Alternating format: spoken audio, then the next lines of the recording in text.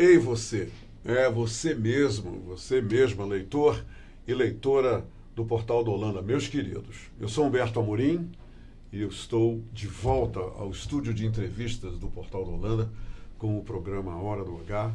E desta vez, eu vou dizer uma coisa para vocês, vou dizer uma coisa só para vocês logo. Eu estou assim com uma certa impaciência para que essa entrevista comece logo e a gente possa levar principalmente para os pais, o papai, a mamãe, mas não só isso, para as pessoas, para os adultos, para os adolescentes, tudo aquilo que vem compartilhar com a gente uma pessoa muito capacitada, uma pessoa que fez do seu dia a dia profissional um sacerdócio a favor das crianças e dos adolescentes. Vejam bem, e quando eu digo a favor, eu quero dizer no sentido de proteção, de medidas que levem ao resguardo da dignidade das crianças e dos adolescentes. Eu estou falando, logicamente, da juíza de direito Articlínia Oliveira Guimarães, que é a juíza titular da 2ª Vara de Crimes contra a Dignidade Sexual de Crianças e Adolescentes. Bem, vocês já viram que o assunto é de suma importância. É um assunto, vejam bem o que eu vou dizer, e eu não estou aqui sendo sensacionalista, isso ou aquilo. Eu estou falando como pai, eu estou falando como avô, eu estou falando como irmão, como filho, eu estou falando como membro da sociedade, eu estou falando como amigo, eu estou falando principalmente como cidadão que está preocupado com essa realidade terrível que será descortinada aqui nessa entrevista pela doutora juíza de direito Articlínia. Mas antes de eu falar do currículo profissional dela, que é fenomenal, é formidável, o currículo da doutora Articlínia, mas uma coisa me marcou muito quando eu conheci a doutora, mas me marcou sobremaneira no primeiro contato que eu tive com ela, que ela passou para mim. Você sabe o que foi? Vocês vão ficar sabendo agora. A paixão que a move para lidar com problemas que apertam a nossa alma, que torcem a nossa alma. É com isso que ela lida, e eu não estou exagerando. E ela tem paixão, é a paixão que move a doutora Articlínia para poder enfrentar no seu dia a dia profissional. É todo dia na vida dela isso. Esses casos incríveis, esses casos absurdos, esses casos que a gente nem imagina ser impossível de acontecer, de um pai abusar de uma filha, um avô abusar da sua neta, um vizinho, um amigo, um tio, uma pessoa de confiança abusar de uma criança, de uma menina, de um menino da nossa família. É disso que nós vamos falar. Mas antes eu já pedi permissão dela. Deixa eu apresentar a doutora para vocês, ela mesma, dizendo algo, já orientando, para que vocês tenham a dimensão de toda essa paixão que move o profissionalismo dela. Vejam só o que ela fala, né, se apresentando para as crianças e para os pais, num VT maravilhoso de promoção da 2ª Vara de crimes e abusos à dignidade de crianças e adolescentes do Tribunal de Justiça do Estado do Amazonas. Vejam quem é a doutora Articlínia. Olá, eu sou Articlínia Guimarães, juíza de direito, titular de uma vara especializada no combate ao abuso e à exploração sexual infantil. Quero falar sobre a importância do Disque 100, um canal de comunicação que permite a denúncia de violações de direitos da criança e do adolescente. Pode ser uma denúncia de abuso sexual, maus tratos, dentre outras. Toda vez que você disca 100 e faz uma denúncia, essa denúncia é encaminhada ao Ministério Público, ao Conselho Tutelar ou à Delegacia de Polícia. E essa situação vai ser apurada e o abuso vai cessar. Por isso o Disque 100 é de suma importância. Eu apoio e defendo o Disque 100.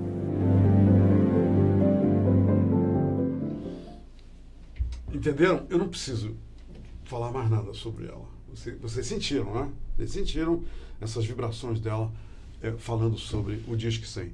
Agora, Vocês imaginam uma juíza de direito do Tribunal de Justiça do Estado do Amazonas, né, titular de uma vara criminal? Vocês imaginam ela como mulher gato? Vocês podem imaginar isso? Alguém pode conceber uma coisa dessa? Pois bem, imaginem, porque é justamente essa paixão pelas crianças, essa paixão pela causa de defesa das crianças e adolescentes, que faz com que a juíza Articlínia ela tenha também o seu papel, né, de ali para o consciente, para a inocência das crianças, o seu papel de mulher gato. Vejam só o que a doutora faz para conquistar a confiança, o amor das crianças.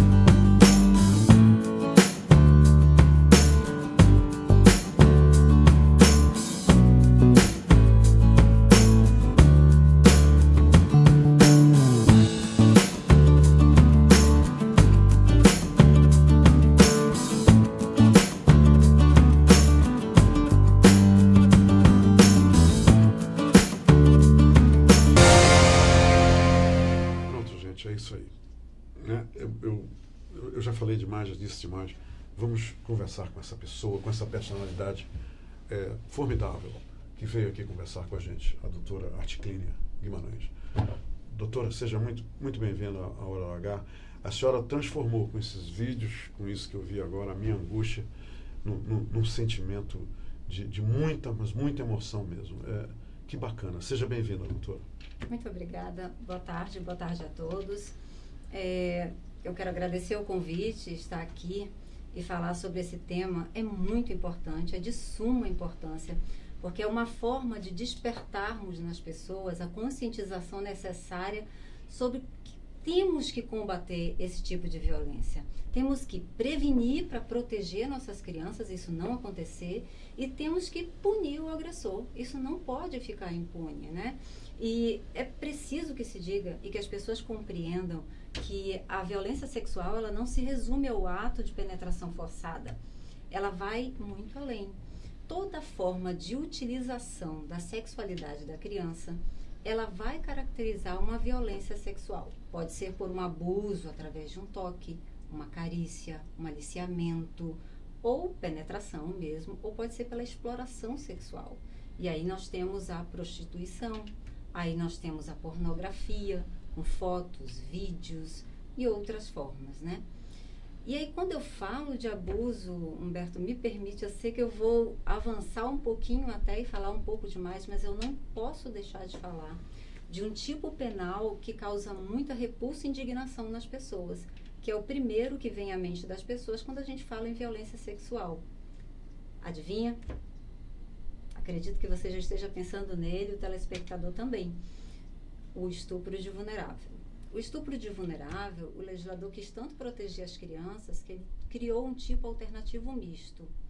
E eu não vou usar o tecnicismo aqui. Perante a lei, o vulnerável é de que idade a que idade, doutora? Abaixo de 14 anos. Abaixo de 14 anos. Absolutamente vulnerável. E o relativamente vulnerável é entre 14 e menos de 18. Então, quando a gente fala do estupro de vulnerável, são crianças menores de 14 anos. E essa história de sexo consensual para vulnerável, isso não existe. Existe, vou chegar aí. Excelente a sua pergunta e vai me permitir esclarecer essa questão para o telespectador. Nós temos duas formas de praticar estupro de vulnerável. A primeira, conjunção carnal, penetração forçada ou consentida em um menor de 14 anos. Menino ou menina, é importante que se diga isso. E também se pratica o estupro de vulnerável com atos libidinosos diferentes da penetração. Ou seja, um toque, uma carícia, até um beijo lascivo pode configurar um estupro de vulnerável se ele estiver num contexto de abuso, né? Então, tudo tem que ser somado. Então, algumas pessoas chegam lá, alguns agressores sexuais, e dizem assim: não, eu não violentei ela não, ela que quis, doutora. A menina tinha 12 anos, ele tinha 19, começaram um relacionamento, um namorico, que evoluiu e terminou numa relação sexual consentida. E aí, é estupro de vulnerável? Muitas pessoas devem ter essa mesma dúvida. É sim, é estupro de vulnerável, porque o legislador, ele criou um critério etário, quer dizer, idade. Menor de 14 anos, presumiu a lei, não tem ainda condições de definir se quer ou não quer fazer sexo. Não tem, né? Não tem. É uma presunção decorrente da lei. Então, fiquem atentos, vocês que estão aí nos assistindo. Praticar sexo com menor de 14 anos, ainda que a menor queira, consinta naquele sexo, é estupro de vulnerável. É crime. É crime, punido com pena de 8 a 15 anos de prisão. A pena é severa. Então, isso sem nenhuma circunstância agravante. Então, é muito importante as pessoas saberem diferenciar, né? E a Constituição, ela diz que é dever de todos nós, da família, da sociedade e do Estado, colocar essa criança a salvo dessa forma de violência, de todas as formas de violência, em especial a violência sexual. Infelizmente, nós temos falhado nessa missão de colocar as nossas crianças a salvo desse tipo de violência. Os números no Brasil são assustadores. Chocam mesmo. Chocam. Do total de estupros praticados no Brasil, 63,8% é de estupro de vulnerável. Não é alarmante? Meu Não é Deus. assustador? Realmente, eu considero também números assustadores, né? O Instituto Cores diz que 1 a cada 5 crianças sofre abuso. 87% abuso sexual. Abuso sexual. E 87% é dentro da própria casa. Ou envolve uma pessoa que é conhecida da criança. Doutora, nessa pesquisa toda, essa questão de poder aquisitivo, isso é mais constante dentre as famílias de baixo poder aquisitivo? Ou essas ocorrências, elas se desenvolvem tanto em famílias que têm um certo nível de instrução, pertencem à classe média, média alta? Quer dizer, isso está disseminado, essa prática, dentre famílias, não importando o nível econômico? Essa pergunta é muito inteligente e me permite esclarecer. Esclarecer que, apesar de as denúncias, as notificações serem mais da classe baixa e média, ela está, na verdade, esse crime em todas as classes sociais. Só que a classe de média para alta, ela começa a ter um pudor maior da exposição. Ela esconde então, mais? Ela esconde mais. Enquanto a classe baixa, não, ela não tem esse medo da exposição, do que as pessoas vão falar, do que vão achar, do que vão dizer da criança. Então, a classe baixa, não, ela não tem essa preocupação, ela quer ver a punição acontecer, ela vai lá e denuncia mais. Então, o que a gente tem de números, as pesquisas também indicam isso, é que as pessoas de classe baixa denunciam mais, notificam mais a autoridade policial, mas esse tipo de crime está em todas as classes sociais. Agora, ainda existem mães, a senhora já tropeçou em casos, doutora, que as mães, elas aderem à negação, elas não querem aceitar o que a filha está contando para elas. É verdade que ela está inventando, é invencionice. Até que ponto vocês têm que ter um trabalho para saber se a criança está falando a verdade e se essas mães, existem mães que, por causa de vários fatores, são levadas a acreditar que a filha está mentindo e deixa a coisa rolar e o violador, ele se aproveita disso para levar para frente o seu estupro. Então, muitas mães são também processadas por estupro na modalidade de omissão. Por quê? O agressor é o padrasto, ou seja, aquele companheiro que sustenta a casa. Então, pela dependência econômica, ela não denuncia. Ela sabe da agressão, ela tem consciência não só porque a filha contou, mas porque ela já viu. E ela não denuncia. Ela fica o quê? No estado de negação. Não, ela sabe, ela aceita, mas ela acha que não tem mas não saída. Revela, não revela porque tem medo. E não apoia a criança. Como que eu vou sustentar os outros filhos, as outras crianças? Porque o cara tem o poder econômico. Exatamente, o poder econômico. Então, muitas vezes, ela mantém aquela situação de subjugar a criança e deixar naquela condição de exploração, porque não tem outra saída financeira naquele momento. Então, ela responde por omissão, por estupro, na modalidade de omissão. Né? Ela entra como cúmplice, doutora? Não é bem cúmplice, ela é autora mesmo, ela é autora, só que por né? omissão. Porque os pais têm o dever legal de cuidar das crianças, certo? Sim. Então, um dos deveres é colocar salvo de crimes. E ela está vendo, compactuando com aquele crime e não denuncia. Então, ela responde pelo mesmo crime, estupro, só que na modalidade de omissão, não fazer nada. São comuns esses casos, as crianças? Infelizmente são. Especialmente quando envolve padrasto. Então, Quer dizer que os padrastos também têm um papel relevante nessa questão desses índices. Sim, as pesquisas também mostram que os padrastos também que o maior índice de acometimento desse tipo de crime é dentro de casa e por padrastos e pai biológico. Eles estão ali mais padrastos do que pais. Estão ali no mesmo nível, infelizmente, é assustador, mas estão no mesmo nível de índices de quantitativo, né? Depois vem os outros, mãe, pessoas conhecidas, né, da casa, e até professores, que infelizmente tem casos também que envolvem professores.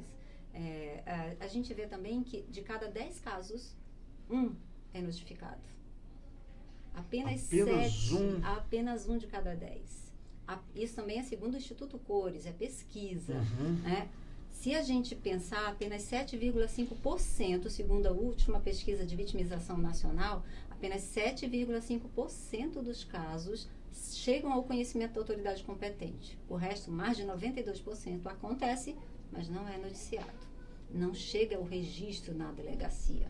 Ninguém toma Então esses números que a senhora tem, essas estatísticas que são apresentadas, elas são, se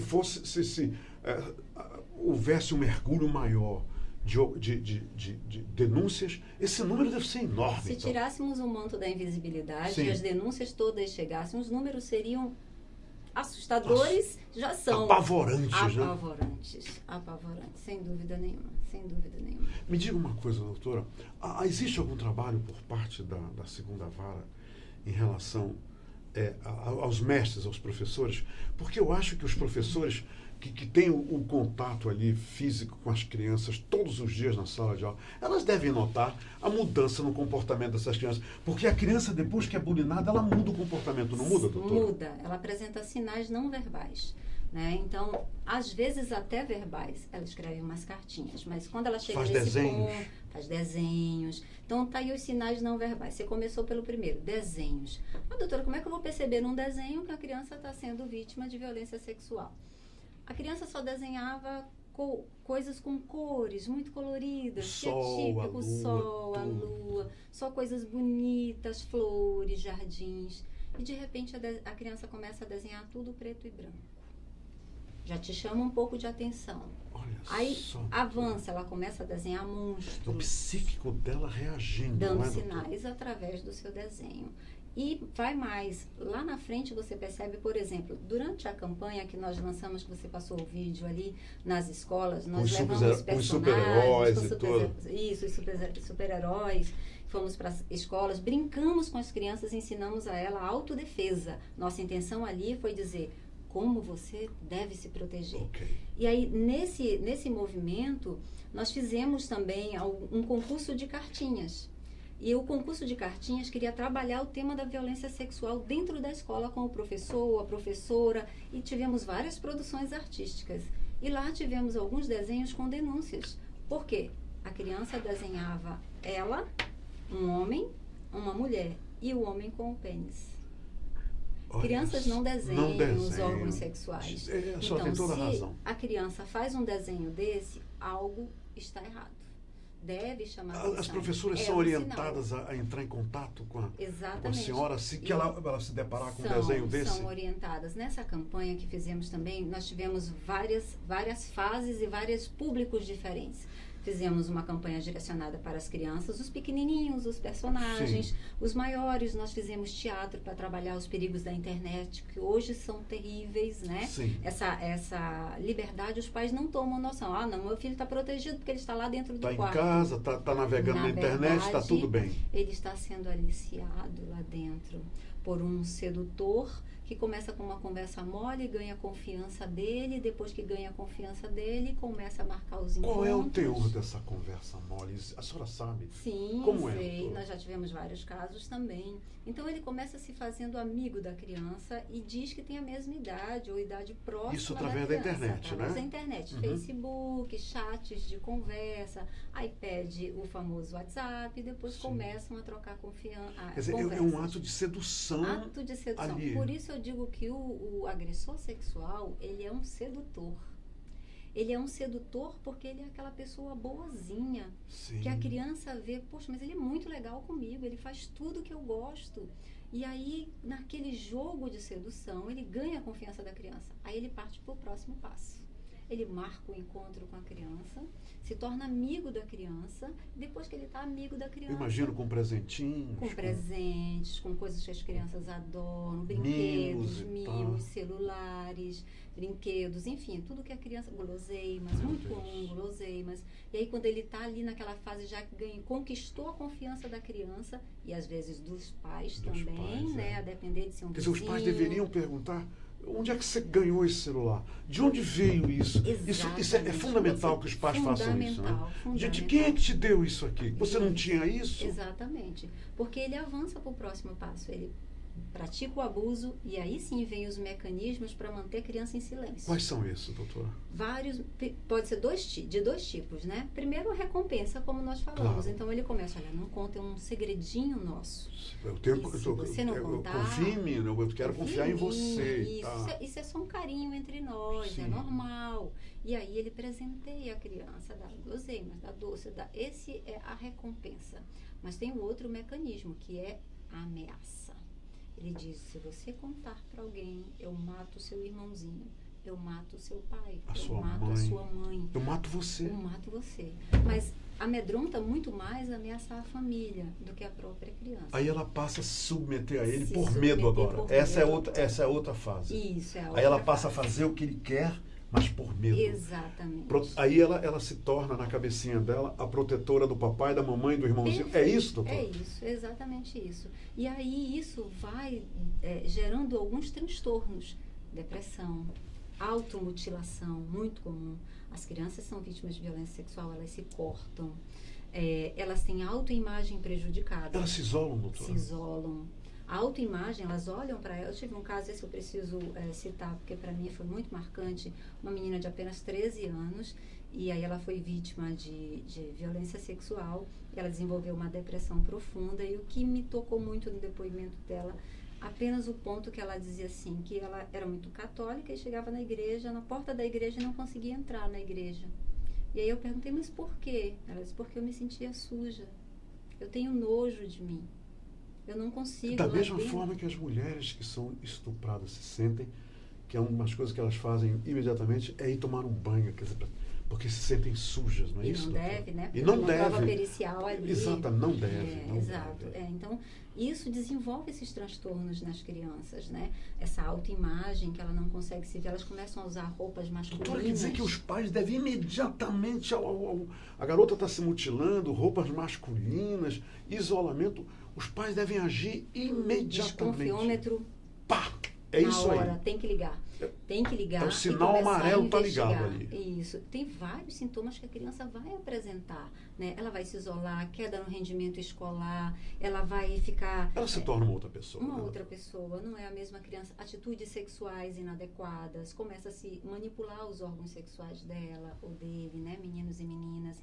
E aí você vê, mas como? Meu filho nunca fez isso, de repente ele fez... Aí começa a observar, né, se aquilo está se tornando uma prática comum, né? Observa se a criança começou a regredir, por exemplo, não fazia mais xixi na cama, voltou a fazer xixi na cama, não chupava mais dedo, voltou a chupar dedo, regressões também é comum. É a criança na tentativa de resgatar aquele momento que ela era feliz. Doutora, a senhora falou no aliciador através da internet, né? O cara aqui. Sim. Como é que é o tio, o padrasto, como é que eles agem para seduzir? Quais são os métodos deles? Quer dizer, agora eu estou falando no físico, ali, porque eles têm contato com a criança. Contato com a criança. Como é que é? Exatamente. Primeiro eles esperam a mãe se afastar, imagina. Né? A mãe vai lá no supermercado, na taberna, aí esse é o momento. Exatamente. Eles começam da forma sedutora também, sempre fazendo aquilo que a criança gosta, sempre sendo muito carinhoso, se mostrando um pai muito protetor. Eu tive uma situação em que havia um jogo de cartas que ele propunha, baralho. E aí eles iam jogar a carta e ele disse assim, ó, quem ganhar pode pedir alguma coisa do outro. Combinado? Combinado. E ele sempre deixava a menina ganhar. E ela ganhava e pedia dele, hoje tu vai lavar a louça pra mim, pai. Porque chamava de pai, era o padrasto. Hoje tu vai lavar a louça pra mim. E ele lavava. Aí no outro dia ele deixava ela ganhar de novo. Ah, hoje você vai limpar a casa pra mim. E assim foi se seguindo. Quando ela estava bem confiante, ela queria jogar de novo, porque ela sabia que ia ganhar e ele ia ter que fazer alguma coisa pra ela. Aí ele passa a jogar de verdade e a ganhar no jogo. E aí começa. Agora eu posso te pedir alguma coisa. Eu fiz tudo que você pediu. Isso, mas ele não começa logo a pedir a coisa mais séria, não. Ele começa assim, então, eu quero só um selinho. Não tem nada demais, um selinho. Aí ela dá um selinho nele. No dia seguinte, ele já avança e pede... Aí a coisa evolui, né? E pede um toque. Aí já é o abuso que está até se concretizar o forma. abuso. Exatamente. Então, é assim que ele age, devagar, seduzindo, ganhando a confiança. E depois que ele consegue praticar o abuso mesmo, a penetração forçada, aí ele começa o mecanismo de silêncio. Né? Vínculo de domínio, segredo. né? De domínio ali, isso, né? através da ameaça. Controle através do medo. Exatamente. A senhora falou, que trouxe um slide sobre conselhos. Paulo, a gente pode... Doutora, que conselhos a senhora quer dar agora para as crianças, mas logicamente os pais estão nos vendo agora. Sim. Que esses conselhos cheguem até elas através dos pais. Exatamente. A senhora tem uns conselhos? Tenho sim. Então, bora lá. Tá. Que conselhos? Eu gostaria de falar com você.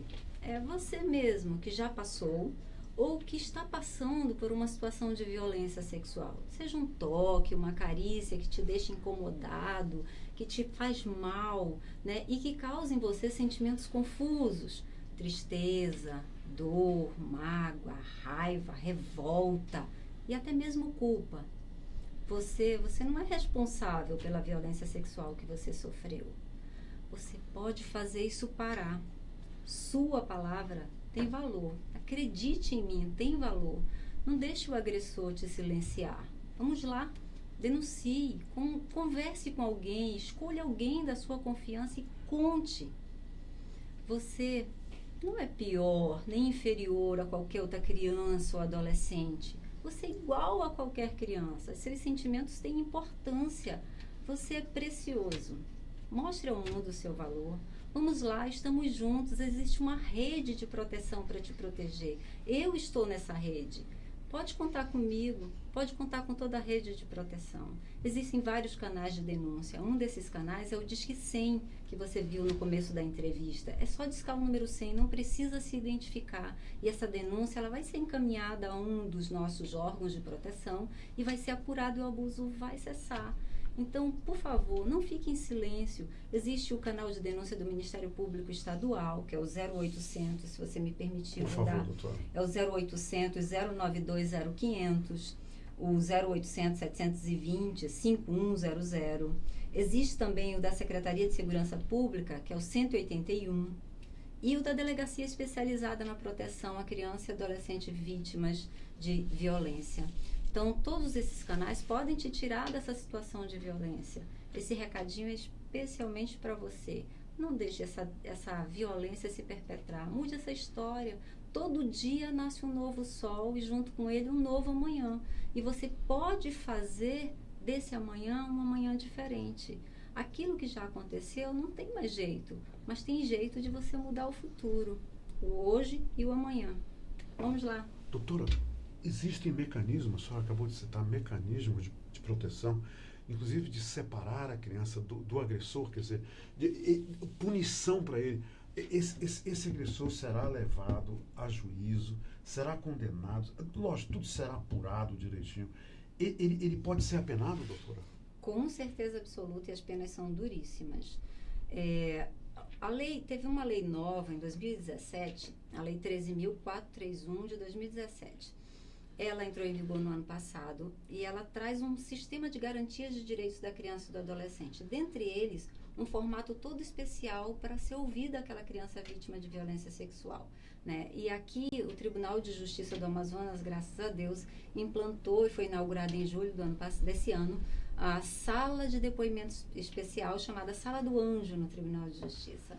E tem essa nomenclatura porque... Essa sala existe no Tribunal de Justiça? No Tribunal de Justiça. Ela fica no quinto andar. É uma sala que cada cantinho dela foi feito com muito carinho, muito amor para as crianças, para recebê-las de forma humanizada. Então, é um ambiente totalmente diferente de um fórum. É um espaço onde tem natureza dentro, paisagem, onde a criança será recebida e tratada com a dignidade que ela merece, com a humanidade que ela merece. É aí que ela tem o primeiro contato com a senhora? Nesse lugar. Que a senhora vai conversar com ela?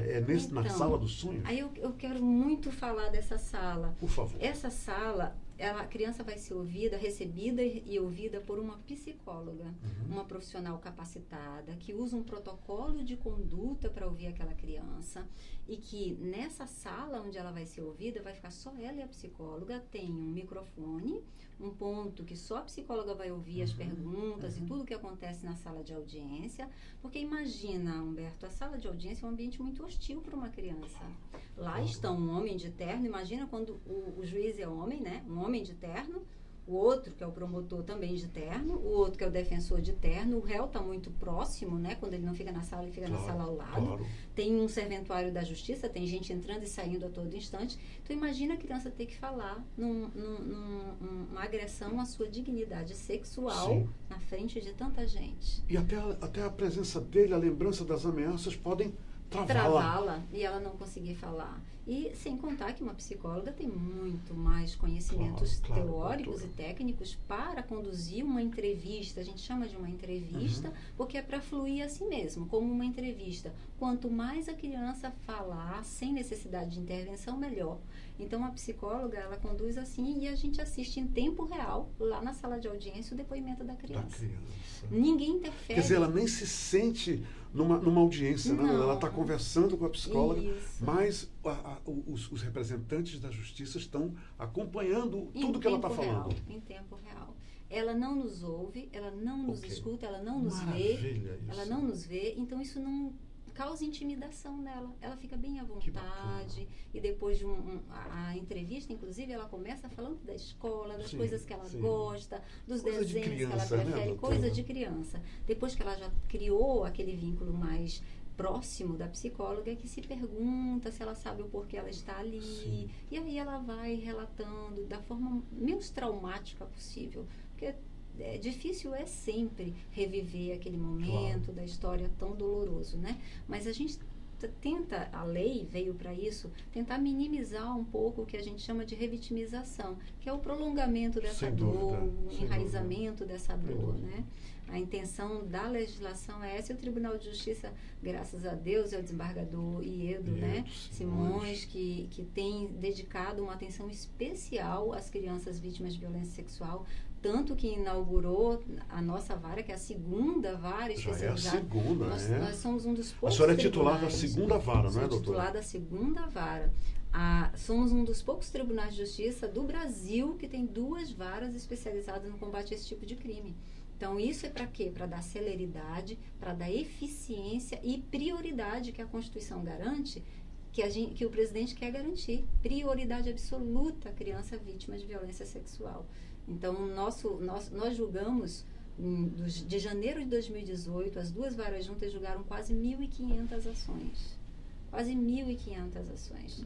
Então, a maioria acaba em condenação, né, doutora? Eu imagino. Olha, eu vou falar que existem, e é preciso que a gente fale também, as falsas denúncias. Sim, claro. Decorrentes de, por exemplo, alienação parental. É muito comum quando os pais estão se separando. O que quer dizer alienação parental? Porque muita gente não conhece essa palavra, doutora. Isso. O que significa isso? A alienação parental, ela é muito comum quando os pais estão se separando. Estão brigando. E aí um dos dois, ou o pai ou a mãe, quer de alguma forma interferir na mente da criança, fazendo com que ela imagine que determinadas situações existem quando não existe. Então, ela interfere no psicológico da criança e faz, muitas vezes, ela acreditar que aquilo de fato aconteceu. Quer dizer, inventando histórias? Inventando histórias. Culpando o pai, olha, por quando exemplo? ele te colocou no colo naquele dia, na verdade, ele estava querendo tocar nas suas partes íntimas. Então, isso vai criando. Quer dizer, na tem criança, mães que fazem isso? Infelizmente tem. E as denúncias chegam para prejudicar o pai, para lógico. prejudicar o pai. Muitas vezes para tirar o pai da casa, porque ele não Sim. quer deixar, por uma divisão Sim. patrimonial que não se definiu. Muitas vezes porque o pai arrumou uma outra companheira e ela não aceita o novo relacionamento. Aí o nome do jogo é prejudicar, né? Prejudicar. E para isso elas usam as crianças. Usam as crianças. Isso dá então muita todo dor. cuidado é pouco, né, doutora? Por isso que a profissional capacitada é tão importante. Porque quando existe uma situação dessa, a profissional experiente, usando o protocolo certo, consegue identificar. Tem um caso famoso de uma escola em São Paulo, não é, doutora? Exatamente. Houve uma denúncia, não foi? Exato. E não era verdadeira, e prejudicou tanta gente. Tanta gente, inclusive as crianças que estudavam naquela que escola. estudavam lá, não era? Os Então donos todo cuidado é fechou. pouco. Exato. A escola fechou, né? Depois daquele escândalo. Todas as notícias. E nada era de abuso verdadeiro, sexual, né? Nada era verdadeiro. A justiça apurou e deu absolutamente... Eu tive uma situação de um colombiano que foi uma denúncia aqui em Manaus. Eu julguei não tem muito tempo esse caso. E a menina veio e disse não, é que ele não era pai da menina. Era e ela padrasto, disse, né? ele só dava atenção, a minha mãe só dava atenção para ele e para o novo filho dela. Então eu queria a atenção da minha mãe filho dela de volta, com ele. E aí ela disse, eu queria a atenção da minha mãe de volta, por isso eu inventei essas histórias, mas ele nunca fez isso. Que legal, quer dizer, esse cuidado a segunda vara tem, né, doutora? Tem. De sempre pesar ali se é verdadeiro, se é falso. Isso. E tem os mecanismos através dos profissionais como psicólogos e assistentes sociais que vão na casa, fazem um relatório psicossocial. Sempre que é necessário, há esse acompanhamento fora mesmo da questão processual. Então vai na casa, visita a família, vê o contexto familiar em que vive aquela criança, assim, especialmente esses que envolvem separação de pais. Esses nós temos um cuidado redobrado, porque é muito comum acontecer essa alienação parental. Doutora, hoje eu fiz um comentário na Rádio CBN sobre a violência doméstica e feminicídio. E a doutora Luciana Nasser me disse, que é a sua colega, a juíza Luciana Nasser me disse o seguinte, que muitas dessas mulheres que são vítimas de feminicídio, essas mulheres, algumas, nunca nem denunciaram o cara, elas continuaram acreditando nas desculpas, que ele não vai mais fazer, que foi a bebida, aí um belo dia ele vai e mata ela. Me diga uma coisa, a criança... Ela também não fala, né, doutor? Nós precisamos falar pelas crianças. Os vizinhos, os parentes, a mãe. Quer dizer, para o tribunal, para a segunda vara de crimes contra a dignidade das crianças e adolescentes, é fundamental a denúncia através do Disque 100, doutor? Fundamental a denúncia. É fundamental... nós comentamos há pouco que a maioria dos casos está dentro de casa, o agressor sexual é o padrasto. Por isso é importante fortalecer o vínculo de confiança com a mãe, com os outros familiares, para aquela criança ter confiança de contar. Com o padrinho, com a madrinha, né? Madrinha, né? E quando a agressão é com pessoas conhecidas, ou seja, vizinhos, alguém que a criança e a própria família conhece, se a criança tiver esse vínculo de confiança com os pais dela, ela vai contar para os pais. E os pais têm que ficar atentos a esses sinais que as crianças dão e eles também denunciar, não podem silenciar e achar que a criança está inventando. Eles têm que acreditar na criança. É verdade, tem muito isso também. A criança chega, já tive vários casos em que a criança contou para a mãe e a mãe não acreditou. A mãe não acreditou? Não acreditou. Disse, essa menina gosta de inventar coisa. Onde meu marido trata ela muito bem, nunca que ele ia fazer isso com ela. Ela não acreditou. Até porque, é bom que a gente ressalve mais uma vez, o agressor, ele é um cordeiro, né? Num determinado momento lá, principalmente na hora que ele está seduzindo a criança, ele é um cordeiro, ele é uma pessoa gentil, carinhosa, afável. Esse é o perfil do agressor, do monstro. Isso, exatamente. É ser muito bonzinho, é sempre fazer parecer, principalmente para a mãe, né, que ele cuida daquela menina aquela como uma menina é filha. importante, é como se fosse minha filha. Minha filha, exatamente. Mas, na verdade, ele tem ciúme da criança. Ele tem ciúme. Então, ele não deixa ela sair, por quê? Não, porque eu tenho cuidado de pai. Claro, não, claro, essa roupa não tá legal. Né? Não tá legal, tá muito curta, a menina volta e troca. Na verdade, é ciúme. Doutora Articline, que legal. Me diga uma coisa. As mães, os pais, todas as pessoas. Eu estou insistindo nisso porque a senhora precisa realmente... Essas pessoas que estão nos vendo precisam acreditar nisso. Essas pessoas ligando pelo Disque 100 não precisam se identificar. Não é uma ligação identificar. gratuita e elas podem salvar a vida de uma criança no sentido, não de agora, mas para o futuro. Porque uma criança abusada, ela pode ter um futuro muito complicado, não é? A criança, ela é um indivíduo em desenvolvimento. Sim. Então, quando ela sofre uma violência sexual, isso bloqueia o desenvolvimento dela. Principalmente o desenvolvimento sexual. Então, isso eu preciso falar para você. Eu diria que pelo menos 90% das meninas vítimas de violência sexual não conseguem mais se relacionar com homens. De uma forma normal. Não consegue, elas se tornam, elas passam a ter relações homoafetivas, porque elas não conseguem, elas dizem no relato delas que elas olham e veem o agressor sim. no rosto daquele novo relacionamento. Está incutido aquilo, né, doutor? Aqueles atos de violência. Exatamente. É uma forma de proteção, né, doutor? É uma forma de proteção. Muitas se jogam de cabeça nas drogas, no álcool, inúmeros casos, e reviver isso também é muito difícil, né? Eu tive alguns casos, infelizmente, alguns processos que já tinham um pouco de tempo para julgamento, e aí ela teve que reviver, falar, e logo em seguida tentou se matar, porque é muito doloroso, é uma ferida que está lá no fundo. Então, quando ela é mexida de novo, nossa, ela causa muita dor, muita dor. Doutora, para encerrar essa nossa conversa, eu sei que eu vou sair daqui e vou dizer, por que eu não perguntei isso? Eu esqueci de perguntar isso. E a senhora vai dizer também, puxa vida, não falei disso.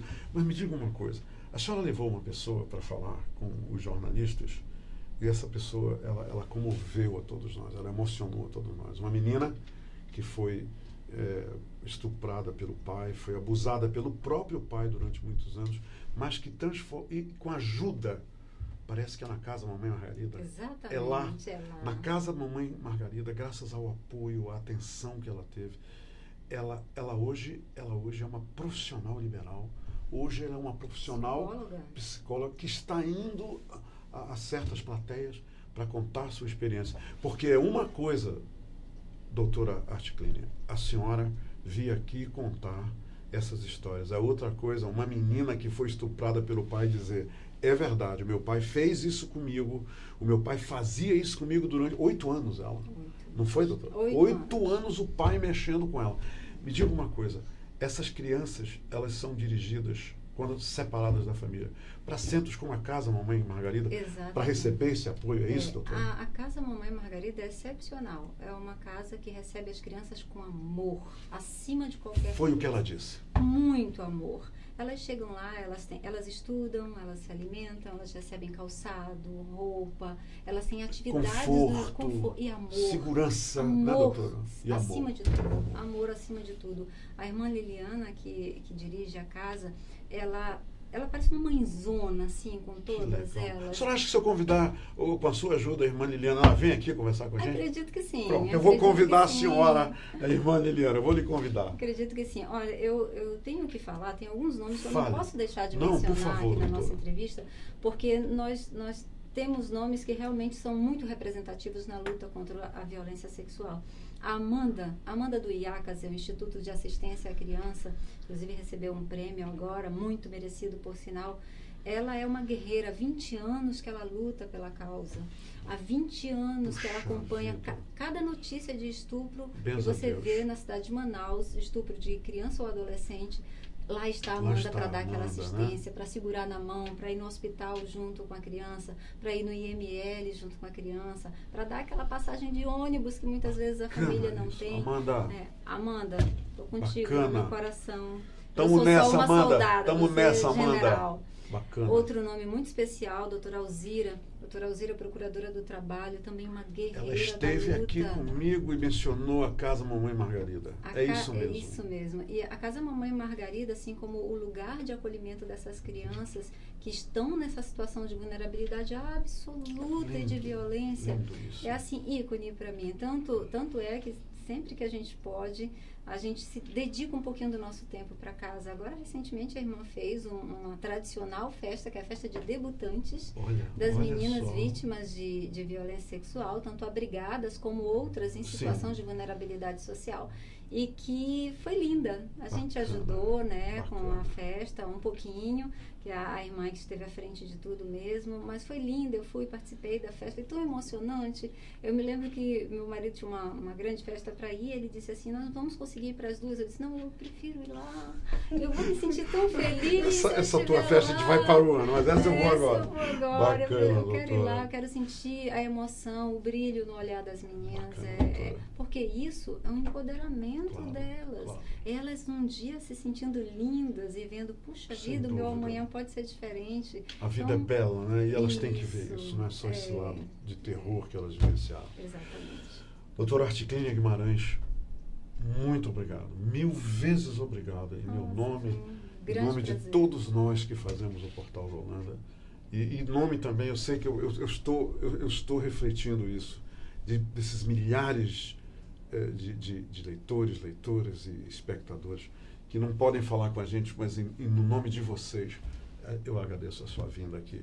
Eu sei que a senhora veio aqui hoje, a senhora está salvando vidas de crianças e adolescentes da violência, da tortura psicológica, de todos esses males terríveis que, infelizmente, acontecem. Muito obrigado, doutora. Eu que agradeço, em nome do Tribunal de Justiça, pelo convite.